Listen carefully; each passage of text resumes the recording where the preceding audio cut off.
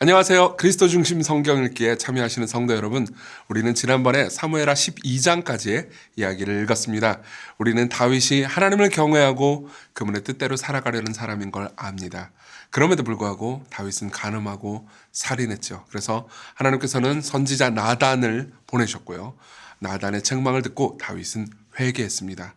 하지만 이후 이야기는 다윗의 삶이 그다지 순탄치 않았음을 말해줍니다.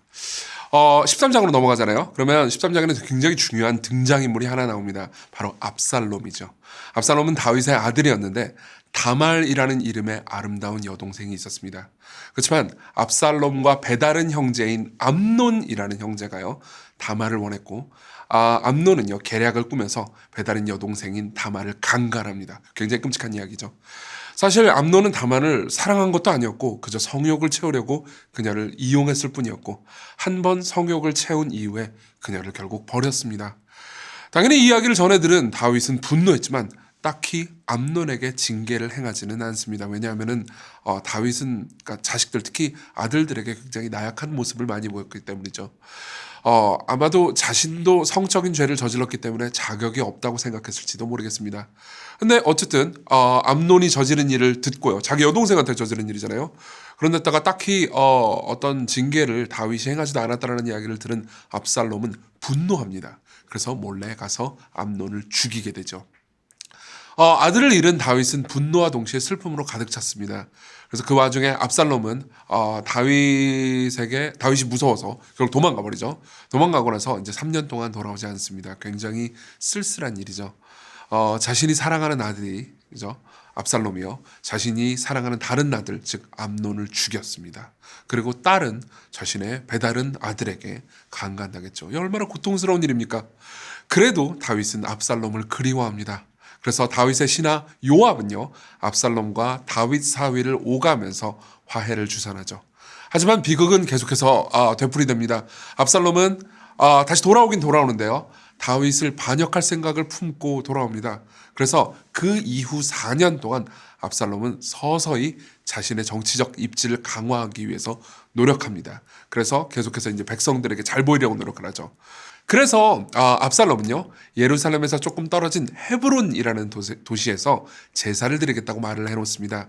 그리고 거기서 백성들을 모아놓고 거기서 반역을 하죠. 그러면서 내가 이스라엘의 왕이다 라고 선포하게 됩니다.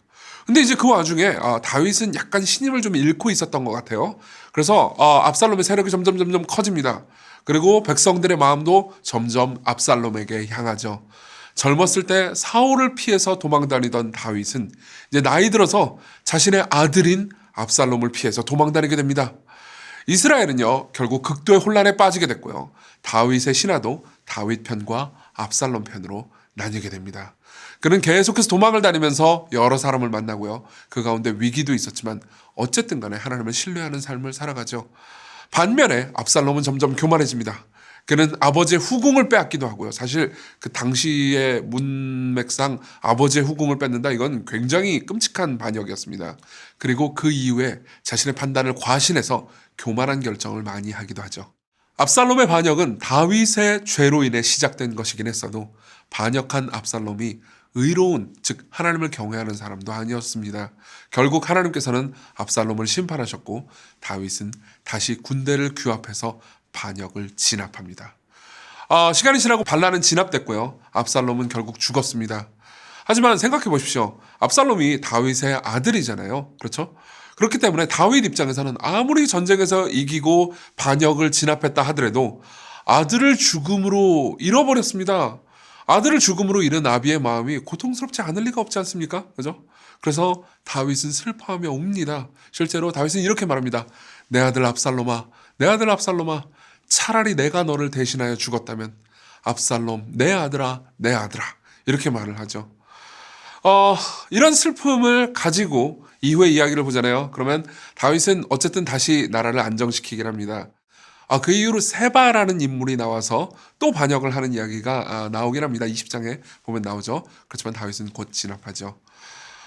이후에 이제 21장부터 24장까지의 이야기는 사울의 죄를 기록한 21장, 그리고 자신의 인생을 회고하면서 하나님을 찬양하고 자신을 도운 용사들을 쭉 이야기한 22장부터 23장, 그리고 다윗의 교만 때문에 이스라엘 전 나라가 위험에 빠지게 된 이야기를 기록한 24장으로 마무리됩니다. 지금까지 우리가 본 모든 이야기는요, 일종의 공통점이 있습니다. 그 공통점은 바로 죄는 끔찍한 결과를 낳는다는 거죠. 생각해 보십시오. 사무엘하 후반부, 우리가 오늘 살펴보는 후반부에 기록된 모든 다윗의 고통은요, 결국 다윗 자신이 내린 죄악된 판단으로 인한 결과들이었습니다.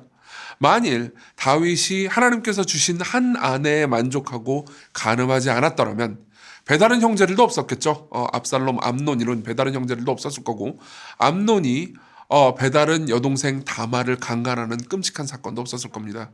그리고 이후에 암논이나 압살롬이 범죄했을 때 적절한 징계를 통해서 자기의 아들들을 올바른 길을 걷게 했다면, 다윗이 그렇게 했다면요, 이후에 압살롬의 반역도 없었겠죠. 사무엘하 맨 마지막 장인 24장에는 다윗의 교만한 판단으로 인해서 많은 이스라엘 백성들이 끔찍한 죽음을 맞게 되는 것을 볼 수가 있습니다.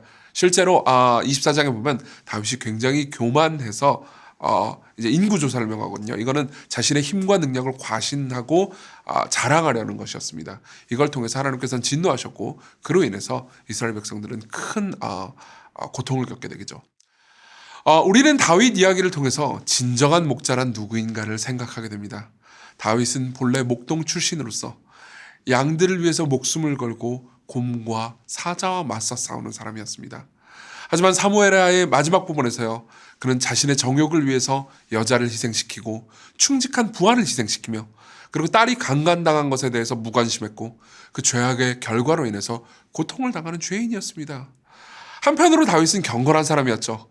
그리고 다윗은 말년까지 신앙을 지켰으며 자신의 삶이 하나님의 은혜로 구원받았음을 아는 사람이었습니다. 이게 22장에 있는 다윗의 시를 통해서 알 수가 있습니다. 하지만 다윗은 완전하지 않았죠. 우리에게는 다윗과 같이 백성을 희생시켜 자신의 목숨을 구하는 목자가 아니라 더 나은 목자가 필요합니다. 실제로 다윗은요, 좋은 왕으로서, 좋은 목자로서 이스라엘 백성들 전체를 잘 목양하려는 마음이 분명히 있었습니다. 그렇지만 다윗은 자신의 죄 때문에 결국은 백성들을 희생시키는 선택을 하게 되죠. 하지만 이야기가 쭉 진행되고요, 우리는 신약 성경에서 다윗보다 훨씬 더 나은 목자를 만나게 됩니다. 그 목자는 이렇게 말합니다. 나는 선한 목자라. 나는 내 양을 알고 양도 나를 아는 것이 아버지께서 나를 아시고 내가 아버지를 아는 것 같으니 나는 양을 위하여 목숨을 버리노라. 이 선한 목자, 다윗의 자손인 이 예수님은 우리를 위해서 목숨을 버리실 정도로 우리를 사랑하셨습니다. 여러분들은 이 왕이 아닌 다른 왕을 섬긴다면 늘 희생당하게 될 겁니다. 실제로 다윗같이 괜찮은 왕, 아주 경건한 왕조차도 자기를 위해서 결국 백성들을 희생당하게 했으니까요. 여러분들이 괜찮은 왕, 여러분들이 삶을 살면서요, 어떤 분들은 부, 어떤 분들은 사람, 어떤 분들은 명예, 이런 것들을 왕으로 삼고 살아갈지도 모릅니다. 그 모든 것들은 좋아 보이지만 실제로 완전하지 않고요, 때로는 우리를 희생시키죠. 그렇지만 우리의 진정한 왕, 진정한 목자는 우리를 위해서 모든 것을 희생하셨습니다. 이분을 보면서 우리는 즐거워할 수 있고요. 그리고 사무엘하의 이 마지막 이 우울하고 슬픈 이야기 있잖아요. 이 이야기는 예수 그리스도의 이야기로 넘어가야만 비로소 해피엔딩이 됩니다. 이게 바로 지금까지 우리가 읽었던 사무엘하 후반부의 이야기입니다. 그러면 그 이후의 이야기는 어떻게 될까요? 우리는 열왕기 상으로 가서 계속해서 부족한 왕들, 그렇지만 더 나은 왕을 바라보는 이야기를 듣게 될 겁니다. 감사합니다.